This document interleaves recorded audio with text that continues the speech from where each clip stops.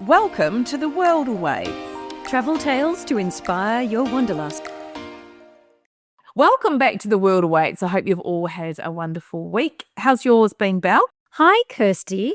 Well, let me just say before we jump into this episode, I am so proud of Brianna Stillman, who is an opera singer, Australian opera singer based in Italy, actually, and has been a guest of ours on The World Awaits. She was actually chosen to sing the Australian national anthem at the Winter Olympics. I know it's a bit late in this, but Brianna, we're sending it out to you, all the love from Australia. And if you would like to hear more about her fantastic journey, jump back to episode 114. Amazing. Yes, jump back and listen. So also this week, I got to drop into the Ministry of Crab restaurant here in Melbourne. I hear you ask, what's that got to do with travel? Well, the restaurant was founded in Sri Lanka and is a key dining destination if you're in Colombo. Its founders are a couple of Sri Lankan cricketers, which meant it was always going to go well because they are obsessed. But also Sri Lanka's top chef, Darshan Munadasa. So when it first opened at the Dutch hospital complex in Colombo, he said to me, Singapore thinks that it invented pepper crab. That actually the crab comes from Sri Lanka and the pepper comes from Sri Lanka. So he was all about reclaiming the dish. So if you are in Melbourne, you can go to Ministry of Crab, or in Colombo, but you're also in Bangkok and Mumbai. And also this week, I popped into Farmer's Daughters, another great Melbourne restaurant that has its roots in travel, as it sources all of its produce from the Gippsland region east of Melbourne. And it's run by Peruvian chef Alejandro Saravia, who we've had on the podcast before, back on episode 65. Anyway, I was there to meet representatives of some of the properties in the Plateau International Group, which is a group of hotels and experiences. Some of the most beautiful properties in the world, such as the Capofaro off the Sicilian coast in Italy, and the Assam Bengal Navigation, which runs long-distance river cruises with culture and wildlife safaris up the Brahmaputra and the Ganges rivers in India. Oh my goodness. And closer to home, Wakaya Private Island, which is off the coast of Suva in Fiji. So if you have your ears pricked up, I will drop the link to the show notes, and that is plateauinternational.com.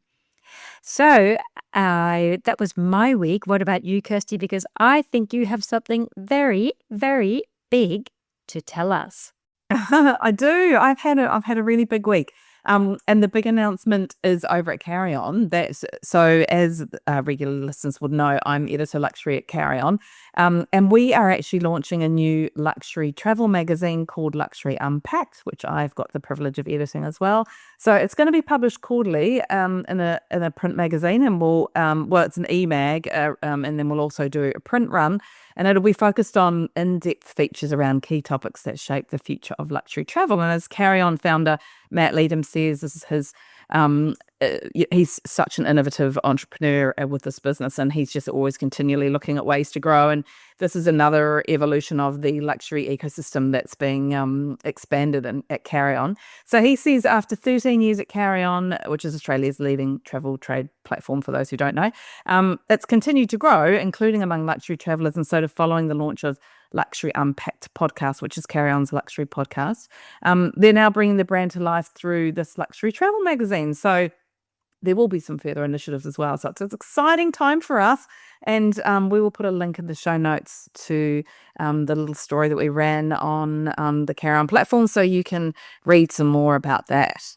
Amazing. Your star just keeps on rising. We are so proud of you. And the magazine is going to look absolutely beautiful and so informative as well. It is. It's going to look gorgeous. Matt's background is in design, and he's designed He's designed like beautiful cruise ships, and like the exteriors and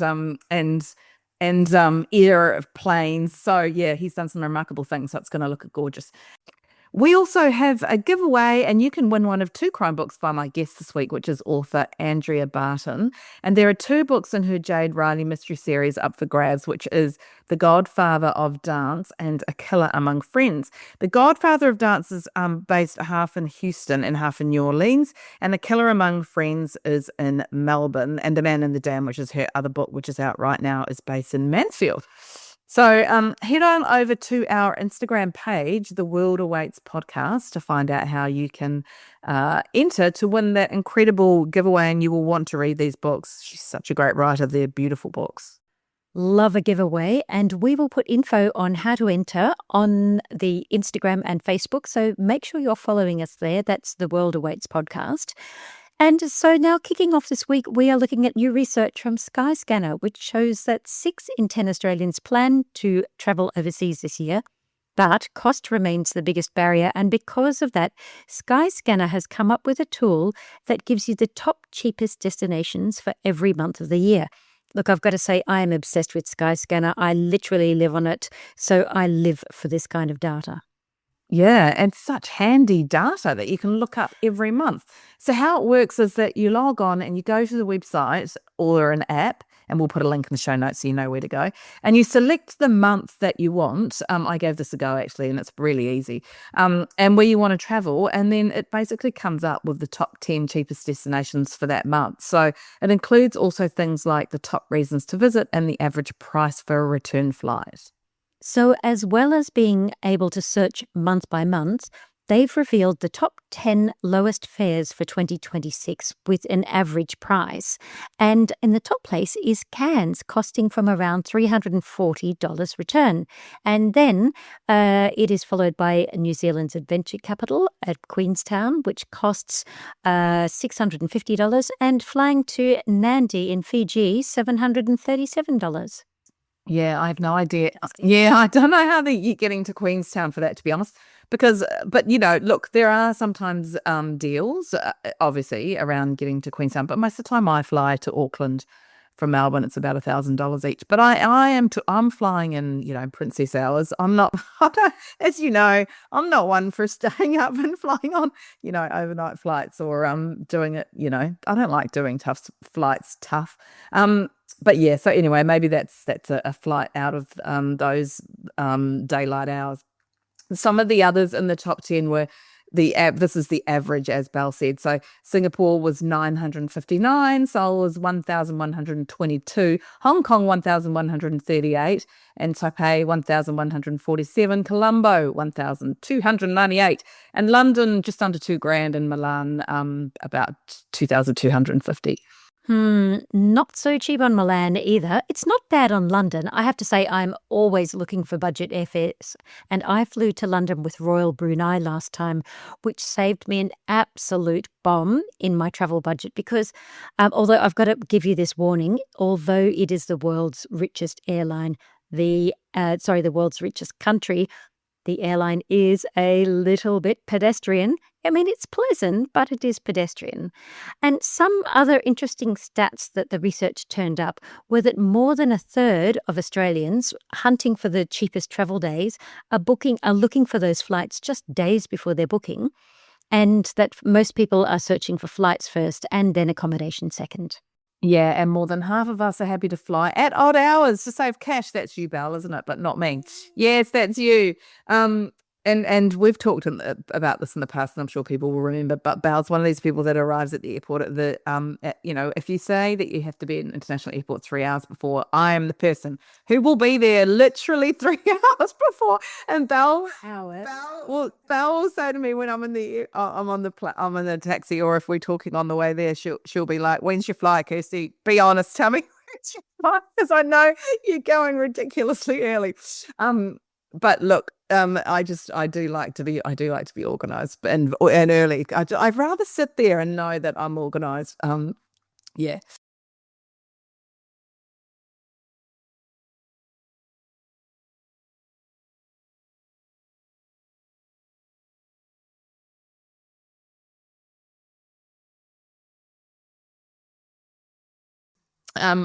Yeah, look, I mean, I'm putting everything on Virgin at the moment, Virgin Point. So if I can get into that lounge, yeah, I'm in there whenever I can. So 2/3 of us are open to exploring lesser known destinations, which is good because obviously there's far too much overcrowding.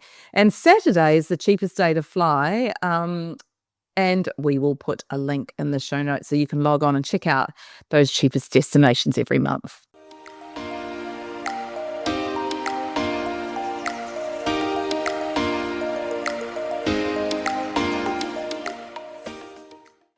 This week, I'm chatting to award-winning author of the Jade Riley Mysteries series, Andrea Barton, and as well as a crime author, Andrea runs a book editing company called Brightside Story Studio, and she's also vice president of the Mansfield Readers Writers Festival. So tell me, Kirsty, what made you want to interview Andrea? She has such an interesting story to tell and has travelled and lived in multiple countries around the world, and they've played a really big part in her creative writing career. So Andrea was actually an electrical engineer before she became an author, and she's lived in Nigeria, the US and Qatar, and her books are based in all of the places of her expat life. So we chat about why these destinations are so pivotal to the stories she tells, and she has some writing advice for those who want to follow in her footsteps. So take a listen. Welcome to the show, Andrea. Thanks so much for having me, Kirsty. It's great to be on here. I listen to The World Awaits very often, so I feel very honoured to be part of it. Oh, thank you so much. Well, we feel very honoured to have you. So thank you so much for joining us. This is going to be such an interesting chat. We haven't really had anyone on like you before, so I'm absolutely fascinated to talk about your projects and how you weave travel into your stories. So let's start by tell us a bit about your background and how, because I understand that you did not start off as a writer. No, that's right. My first career was I was an electrical engineer. So I worked for Telstra for 5 years and pretty much decided that I was more interested in people than in things, and that I'd made a bit of a bad career choice there. So I went back to school and did a postgrad diploma in organisation behaviour, which I loved. So it was really group psychology and how groups work together. And so then I worked for a company that did what was then called outplacement or career transition. So right management consultants. So we helped people who'd been made redundant find out what they wanted to do, you know, in their next career and help find them at the next position or role that they wanted to take. So I loved that, like just loved it, because I was being paid to sit down and talk to people all day and hear about their lives and help them, you know, rebuild their life after a bit of a crushing blow of a redundancy. Or in some cases, people were delighted to get a redundancy. But then I had another shift, which was driven more by my husband than by me, that he was offered a position to live and work in Lagos, Nigeria. And we had a 3-year-old and a 5-year-old at the time. And so a lot of people were like, you are mad. What are you doing? But we spoke to people over there who had similar aged kids, lived in a compound, loved it over there, really encouraged us. And so we decided to take the leap. We thought it was a unique opportunity that may never come up again, to live somewhere like that where you are protected by a large corporate, and the travel we could do from there. Of course, it was so much closer to Europe and all of those places than we are over the other side of the world here in Australia. So we got to do a lot of other travel as well. So yeah, so we went to Nigeria and we actually ended up staying there for 4.5 years. Loved it. It was just a most remarkable experience. And then we got moved with the company to Houston, Texas, which was a completely contrasting experience and difficult in different ways and easier in other ways, and certainly very, very interesting. We were there in the Obama era, so that was also interesting. And then we got moved to the Middle East. So we were in Doha, Qatar for 3 years. So we had 5 years in Houston, then 3 years in the Middle East. And again, really, really different experience, different landscape, different in many, many ways, very culturally different, which was another really extraordinary experience. And then we came home. So did you start writing after you came home? Well, no. So the reason I agreed to go to Lagos, and because I had to give up my job to do that, was so I could become a writer, because I could afford to not be earning an income while I was, you know, looking after the kids and being a staying-at-home mum, and I could do this as my job instead. So really that was in 2004. So it's more than 20 years ago now that I decided, okay, I'm giving up my day job and I'm going to become a writer. And that was what enabled me to do it. I wasn't reliant on an income, which so many people have to do. So yeah, so all of the places that I lived in led me to do a different style of writing. So the first big project that I undertook was when we were in Lagos. We decided to do an anthology about expat life in Nigeria. So it wasn't like I sat down and wrote the whole book, but a friend and I put a call out for any expats to put a submission in of a snippet of something quirky that had happened to them or a longer story of their experience of living there. And we compiled that into an anthology called Nigerian Gems. So that was my very first big writing project that was inspired, of course, by the location. It was an amazing way to get started. That was really popular with people who wanted to take a book home to show their family and friends what it was like living there. So it was quite it sold quite well. And then we also it got picked up by corporates because they wanted to show people who they were trying to entice to live and work in these countries what it was like. So it became kind of like part of their toolkit as to what they would give to potential expats. And in fact, some years later, Gail and I, my colleague, were invited to do a follow-up book based in Papua New Guinea that the company actually sponsored us to do. So she was living there at the time with her husband. I was then in Houston, but I got flown over to Papua New Guinea to interview people and to get their stories and all of that. And we did a second one, which was called Papua New Guinea Pearls. So it was another sort of expat experience type book that they used as part of the corporate recruitment process. Wow, that's so fascinating. And so these places that you've lived in, tell us a little bit about them. So, and how was it just, all of a sudden living in somewhere like Nigeria? Like, how much immersion in the culture could you have? And would you recommend it to other people? I mean, obviously, because you wrote a book about it. It's not the sort of place that is easy to just decide as an individual, I'm going to go to Nigeria and live there, because obviously security is a big concern. Medical is another big concern. You've got a big malaria risk there. Where we kind of have people are off work because they've got the flu, over there, people are off work because they've got malaria. And for the locals, they get malaria, they recover as if it is the flu. They still get sick, but they recover. But if we get it because we haven't grown up there and don't have that sort of immunity, we could potentially die. So you're constantly taking malaria medication and you need to have access to good medical. So we were very protected in a bit of a bubble. We lived in a compound, so we had security that was taken care of for us. The company had a medical facility, so all of that was taken care of for us. So if you're going under the protection of a corporate bubble, then absolutely, I would recommend it.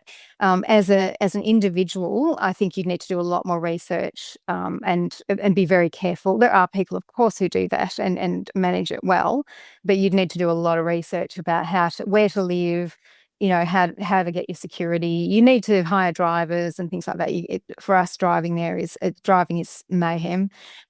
So we weren't actually allowed to drive as part of the company policy, except for on weekends, because they just deemed it too dangerous. So we all had to have drivers and things like that. So, but it was, if you're within that bubble, it's an incredible experience. So for me, it was a sense of community that we got. So there's different layers of that. So you can stay within that expat bubble, which is lovely, but doesn't, as you said, immerse you in the culture. That was great in terms of, building a community, having people around you who were going through similar things, and it was very bonding.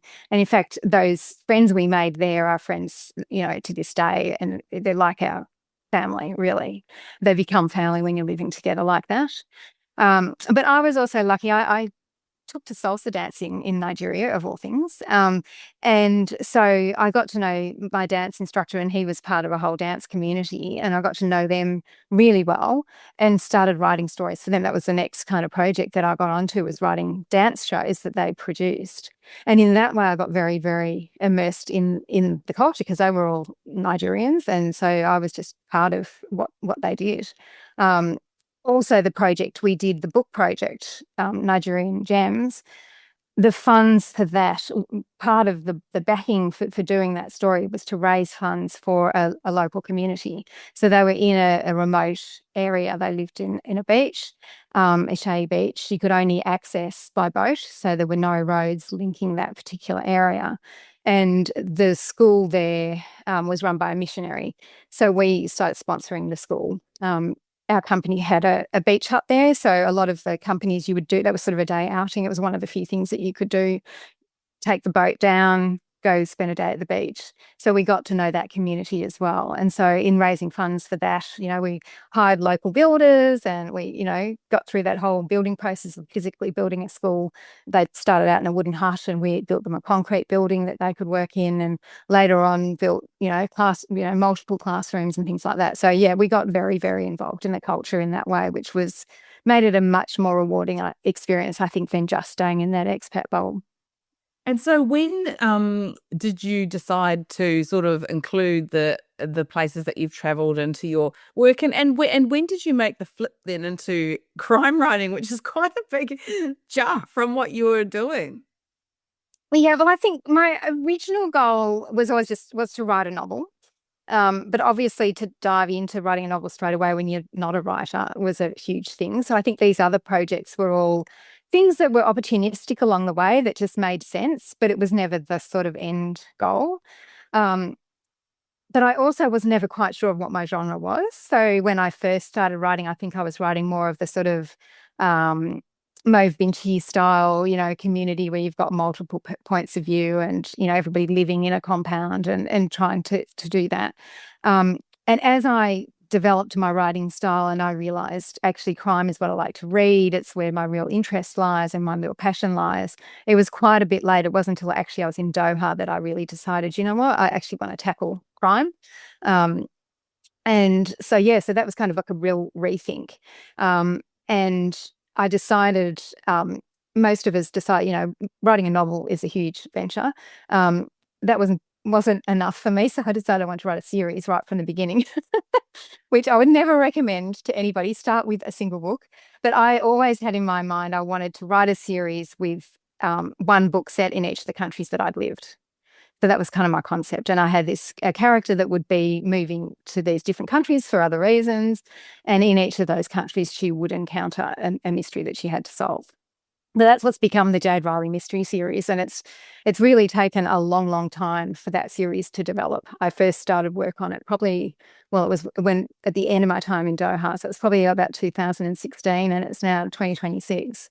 So I've now got 3 of those novels out with 2 more to come. But I have got one set. So the first one's Houston, Texas. And they do part of the novels in New Orleans.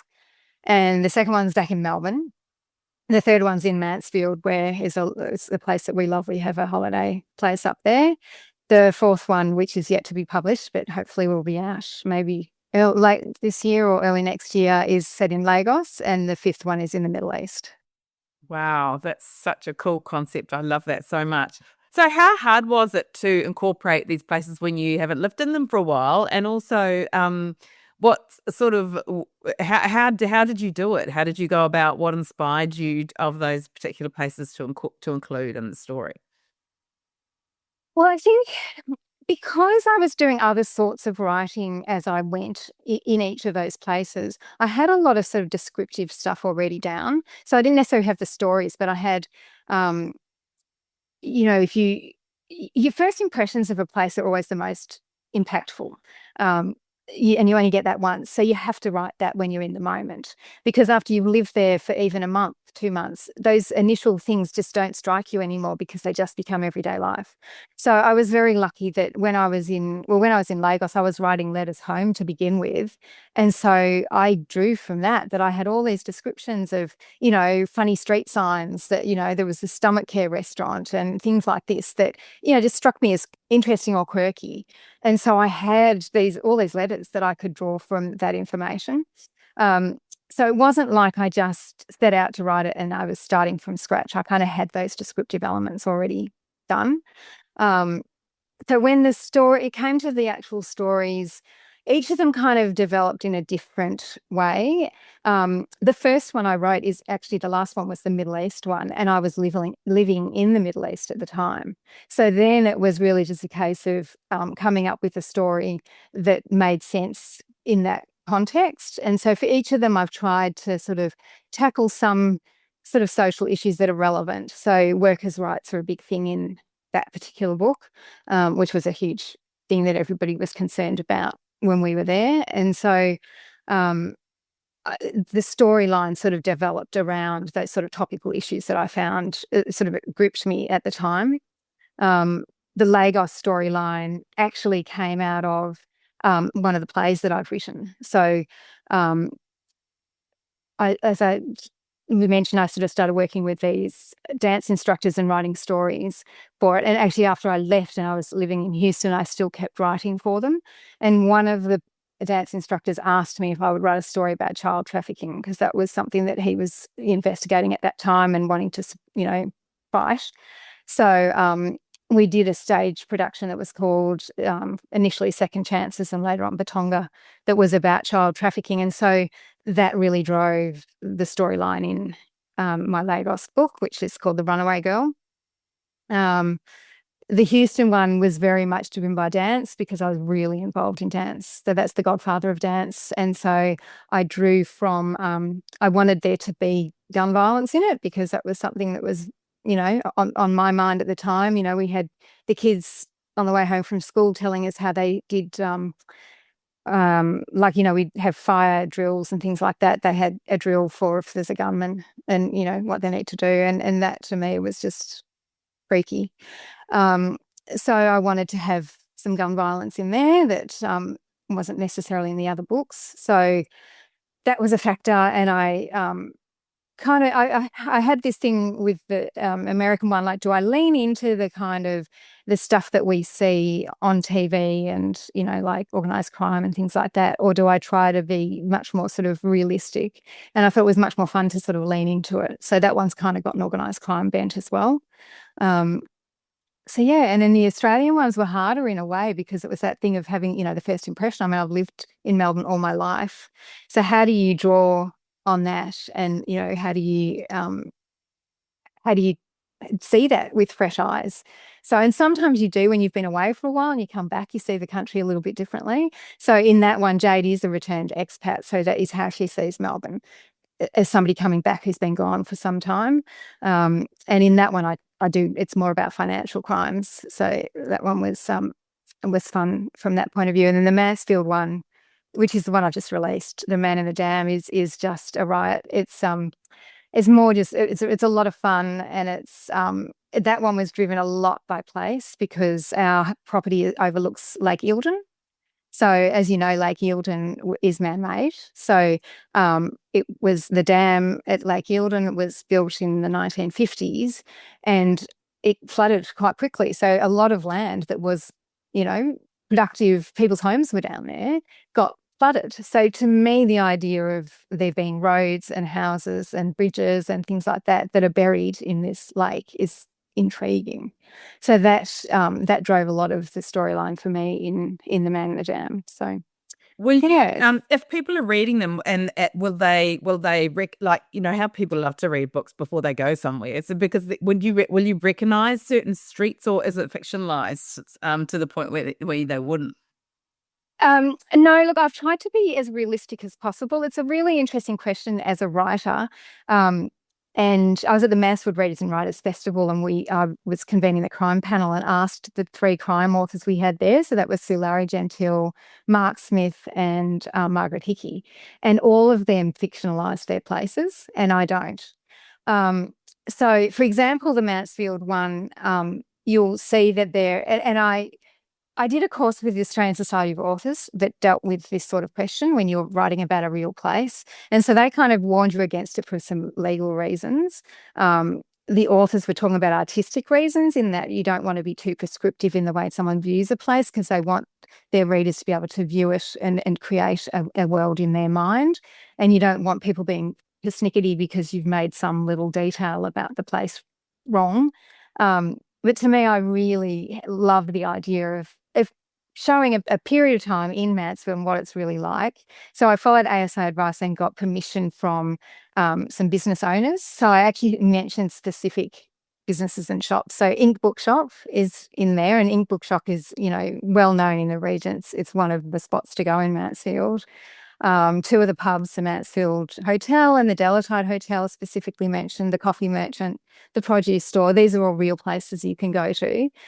So I have it in writing from each of them that they're happy for me to include them. And I'm positive about them. I love all of these places.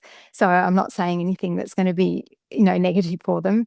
And they were just scenes set in those places. So yeah, absolutely. If you want to go do a tour of Mansfield after reading The Man in the Dam, you can visit these places. You can go and eat where Jade was eating and have a cup of coffee or whatever. Go buy a book from Charlotte at Ink Bookshop. Yeah, they are. I love that. I love that idea. I mean, it's something that fascinates a lot of travellers. They love travel so much, and it's nice to be able to read something and sort of, then visually be able to picture it. And a lot of the time, like you said, if you don't, something might be based on a real place, but you might not know that because they've called it something else. So, that's where I did draw the line, and where I'm really careful is, I didn't want to have the murders happening in a spot that's known or, something that's got a negative connotation. And so there are certain things that happen in the story that I did fictionalize those areas. So I can't even remember what I ended up calling them today. I need to refresh my mind. But where, part of it's based on very much on where we live, but I don't want to call it. I don't want to name streets and, have people crawling around our area or have people worrying about, how there were things I had to kind of fictionalize a little bit in that as well. So those areas where it really was diving into the exact house and the exact street and some of the more extreme things that happen, I've fictionalized a little bit more. I have to ask, what's the favourite place that you've lived? That is such a good question and such a hard question. It's a bit like being asked, what's your favourite child? It's kind of the place that I am at that moment in time. Like, I think Lagos was definitely, from the dance point of view and the community point of view, was 100% my favourite place. I absolutely loved it. Houston, we had friends by then that we'd been in Lagos with and in Houston with, so it was a really special time with them. The Middle East, in some ways, probably my hardest one, but it was also, very unique in terms of the location. But I don't know, favourite. I'll go with Lagos. And what's somewhere that you would maybe look at setting a future book in, and maybe have to go and visit because you've got to run out of locations? Well, it's interesting you should say that. So I have always had a dream of setting a book in Antarctica. Partly because, it's visiting all continents, but it's such an intriguing place. But getting to visit Antarctica, you can really, as a layperson, you can really only go if you do a cruise. And I could write a Jade Riley set on a cruise ship. That would be possible. I've applied for fellowship to go down there. So they do arts fellowships that they only take one person a year or one project a year, and it's hugely competitive. So I'm not really setting my, hopes too high, but I have applied for a fellowship down there. So if I did that, 100%, you'll get a Jade book down in Antarctica. If I don't do that, then I would choose somewhere else. I could do a holiday one. So, I've thought about, I'd always wanted to do one in a Fiji place, and then Ali Lowe did the private island, and I thought, that's a bit too similar, so I probably wouldn't do that right away. But we did a wonderful holiday up at Ningaloo Reef. I'd love to do one set up there. So I think if I haven't lived in the place, I would make it a holiday one. So, there are plenty of, and I can go back in time. The books are all quite spaced out, so there's sort of 2 years between each book. The first 3 books are all when Jade's young and she's unmarried, she's single. So, I've had a bit of a romance thread through some of them. But then there's a time jump. So for the last 2 books, which aren't out yet, it's 10 years later where she is married and she's got kids and she's expatting. So I could go back to Houston for her as an older person and in a different scenario, and see how she finds Houston in a different era or a different stage of her life. But yeah, I'm kind of mulling over a bunch of ideas at the moment. I've lived in Brisbane, I've lived in Sydney, so I could base a book in either of those. Port Douglas would be good. Byron Bay. I don't know. Yeah, there's lots of something in Europe. I haven't done Europe actually. So one of our retirement goals is to live in somewhere in country France for 6 months or something. So I would definitely do that. Oh, that sounds or great. Lyon or somewhere like that. Yeah, that sounds amazing. So, what are some tips that you would give to people who maybe would want to do what you're doing and incorporate into their travels or their expat lives into some sort of writing? It might not necessarily be a crime novel, but some sort of writing. What would your tips be to people who want to do that? My first thing would be to issue a warning. If you're writing something short form, go for it. Write wherever you want to set a piece. That's great. If you're writing a debut novel, I would really caution against writing it that's not set in the place where you want to sell it. I think that it took me years and years to get picked up, and the first books I pitched were the Lagos book and the Middle East book. And I did get feedback from Australian publishers that was a deterrent for them, that they felt that there'd be limited readership and they weren't as keen.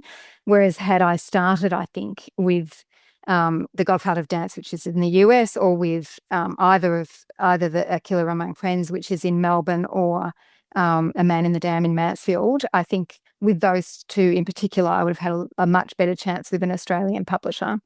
And the Godfather Dance actually did get picked up by an American publisher, which is where it was set. So I would caution anybody, if you're starting a novel, to really think hard about where you want to set it. And I would ideally, if you're wanting to sell it to an Australian market, I would be looking at writing somewhere in Australia first.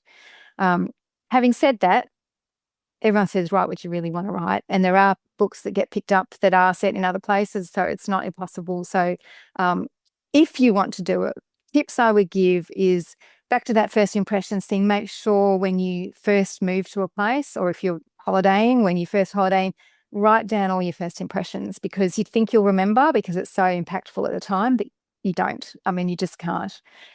Take lots of photos. Then if you're there for a period of time, go back to those same places and view it, from a month, a year, however long you're in that place down the track, and see how you see it differently, because that's kind of interesting. And I would also say, look at a place not just from the way you view it, look at it from how your characters would view it. Because, you have a character who, take the Yarra River. I mean, you see one person who sees it and they're looking at all the rowers and the activities and everything's exciting and wonderful and it's, bold and beautiful scene. Somebody else looks at it and they're looking at the colour of the water's all muddy and there's trash on the sidewalk and it's, it all looks grotty and grimy, and they're going to view it as the same scene, but they're going to describe it so completely differently. So sort of as an exercise, I think it's really valuable to try to view all of those things and take notes from different viewpoints, or especially if you know already who your characters are. So I guess that's a couple of pointers. Great tips. And what's somewhere, if someone was going to live in some of the places, visit some of the places that you set your books in, what are some places that they should absolutely go and see? Like, so if you were going to just travel there as a traveler, what are some things that you either one thing you have to do or a certain place you have to visit? Okay, all right. Well, let's start with the Middle East. So pretty much anywhere you go in the Middle East, you can do dune tours. You four-wheel drive over dunes. I'm sure you've done this, Kirsty. So I think if you're going to the Middle East, you have to get out into the desert, get out of the cities. I mean, the cities are amazing. They do incredible things, incredible buildings, all of that stuff. But get out of the city, get into the country, do your four-wheel driving tour. It's terrifying and wonderful at the same time, but absolutely must do. In Lagos, it's interesting because it's not really a touristy place. So I'm not sure how many of your listeners will be going there if they're not working there or have a really specific reason to be there. But again, the cities are one thing. I guess go to one of the markets, like one of the big markets, like Balagan Market. So I have a scene set there in one of mine, and the hustle and the bustle and just the drama and the colour and the chaos, and you're driving down the street and you get cars sort of beeping and people jumping out of the way, and akadas, which are like motorbike taxis, flying down, that you have to just jump out of the way at, or get knocked down. So that would certainly be an absolute must see. In Houston, interesting. We lived a bit outside of Houston in the Woodlands, which is a really, let's just say Pleasantville type of setting. So there they have a mall that you would want to go to. So just to experience something, I guess, an American mall. And they have a town centre that has like a square and beautiful shops and all of that. So I would definitely do that. Melbourne. Let's see. Where would I say you'd have to go in Melbourne? Ooh, maybe just, I mean, it's just to see the iconic sites. So go catch a train into Flinders Street Station, see Flinders Street Station, St Paul's Cathedral. Just walk the streets of Melbourne. Go to the laneways. There's Hosier Lane and places like that that have all of the graffiti along the sides and incredible restaurants in Melbourne. As you know, I mean, there's endless restaurants that we can list off. So pick a restaurant that's in one of the little side laneways and go and enjoy a beautiful meal there. And Mansfield, I'd have to say, well, you have to go to Ink Shop because that's it's part of the town. Charlotte, the owner, knows everybody, knows every book in the shop, has incredible breadth of knowledge. If you want to know anything about, get suggestions for a good book to get somebody for a present or to buy for yourself, she's just got a wealth of knowledge. So yes, go to Ink Bookshop. I love that. I love that idea. Well, unfortunately, we are running out of time, so we're going to put a link to all of your, and we've got 2 books to give away as well, which is very exciting.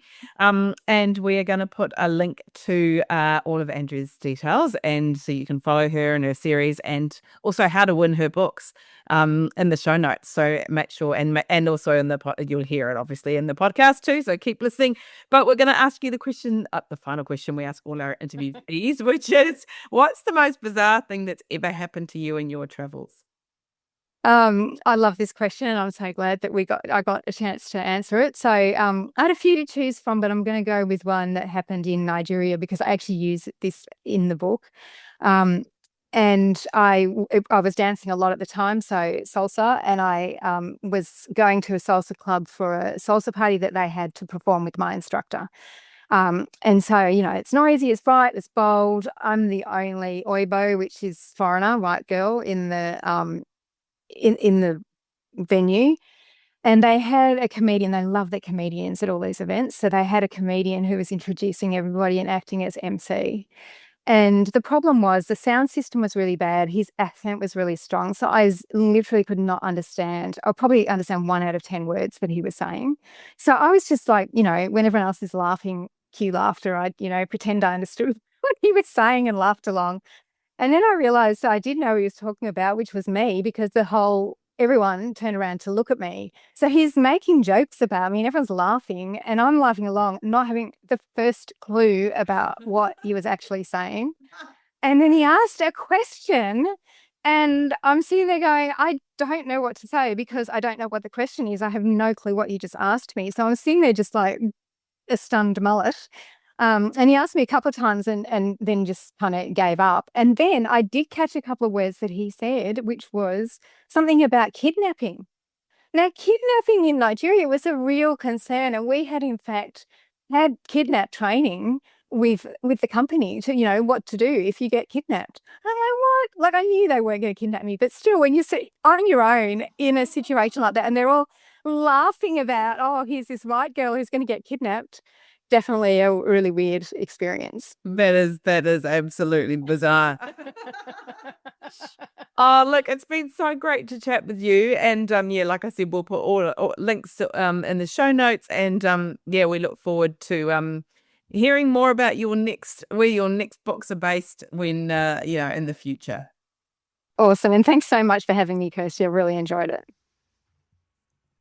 That was crime writer Andrea Barton talking to Kirsty, and you can see more about Andrea's Jade Riley Mysteries on her website at andreabartonauthor.com.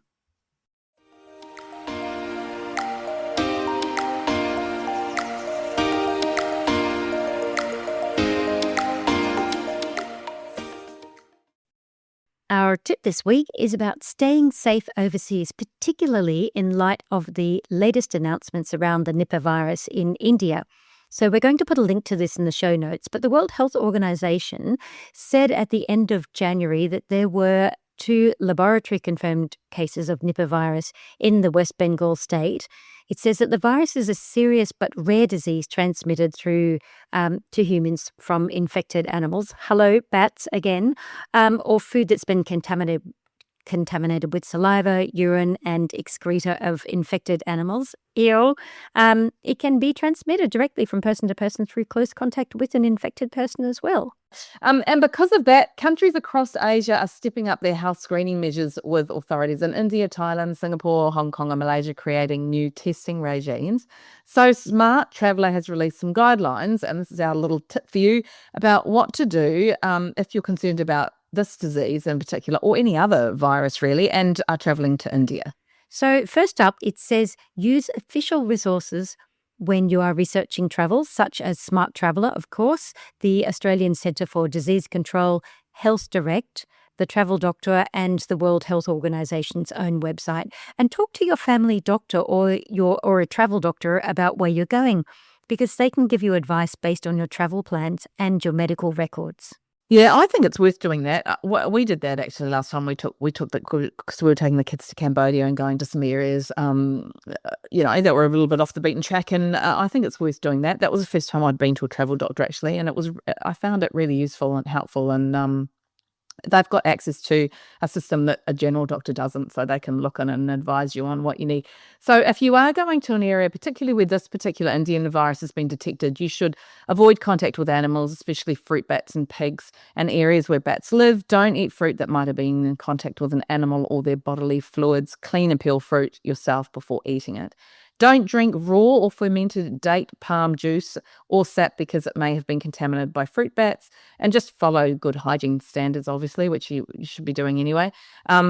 Avoiding touching animals, which again we shouldn't be doing, and visiting people who are sick, and avoiding contact with anyone who's unwell. Symptoms to look out for include flu-like symptoms, usually appearing 3 to 4 days after the infection, and it's the usual suspects: fever, headache, fatigue, muscle pain, vomiting, cough, shortness of breath, sore throat, all of those kinds of things.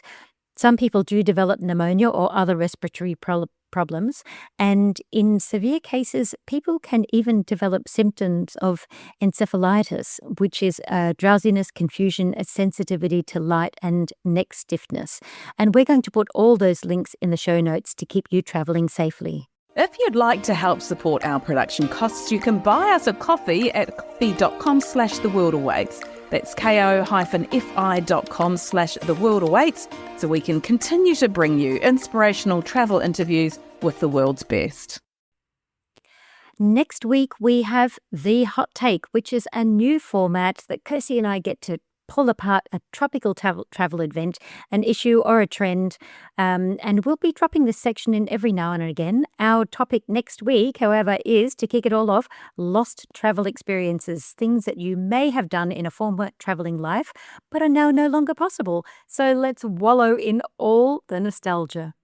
And we'd love it if you followed us on socials. You'll find us on the World Awaits podcast on Instagram, Facebook and LinkedIn. And feel free to drop us a line at hello@theworldawaits.au. Or if you're enjoying this episode, please give us a rating or review. That's a wrap for The World Awaits this week. Click to subscribe anywhere you listen to your favourite pods. Thanks for listening. See you next week.